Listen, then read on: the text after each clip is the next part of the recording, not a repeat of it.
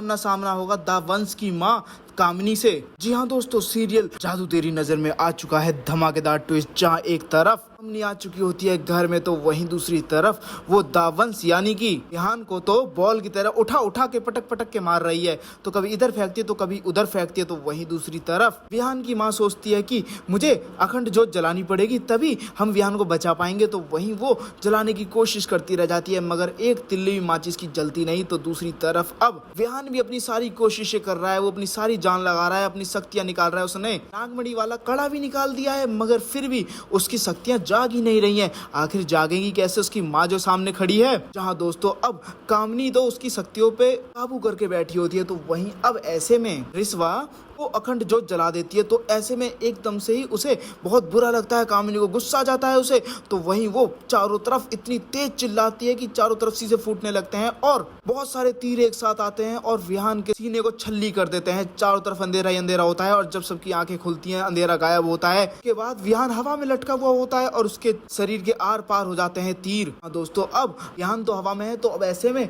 रिश्वा को कुछ समझ में नहीं आता। तो अब ऐसे में रिश्वा अखंड जोत को लेकर जाती है और विहान के नीचे लगा के खड़ी हो जाती है, जहां पर अब उस अखंड जोत से एक शक्ति निकलती है और विहान को नीचे ले आती है। जहां पे वो शक्ति किसी और की नहीं बल्कि रिश्वा से ही निकली थी, मगर उसे खुद भी नहीं पता गौरी को कि उसने आखिर क्या किया जिसकी वजह से विहान नीचे आ गया। क्योंकि अब कामिनी वो शैतानी दुनिया में तो थी, मगर जब 3 डायनों को एक साथ मारा रिश्वा के साथ दावंश ने मिलकर, के बाद कामिनी से रहा नहीं गया।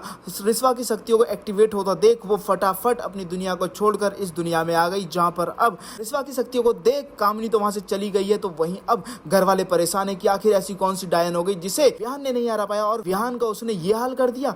जहां पर अब विहान की चाची बोल पड़ती है कि कामिनी, विहान की मां बोलती है नहीं उसे तो हम सबने मिलकर मारा था ना। तो वहीं वो बोलती है कि उसने कहा था कि शक्ति उसके बेटे में है, मैं उसकी बात को नहीं भूल पा रही हूँ। जहां पर दोस्तों अब ये सच है कि कामिनी वापस आ गए। तो वहीं दूसरी तरफ रिश्वा वो अपने विहान को कुछ भी नहीं होने देगी। तो दोस्तों जहां पर अब अगले दिन आपको देखने को मिलने वाला है कि जो शरीर पे जख्म लगे होते हैं विहान के, वो जख्म तो भर चुके होते हैं। जहां अब गौरी ये सब देख के शॉक्ड हो जाती है कि आखिर कल जो तीर लगे थे आर पार हुए थे पीठ में, आज तो एक भी तीर नहीं, कहाँ गए सब।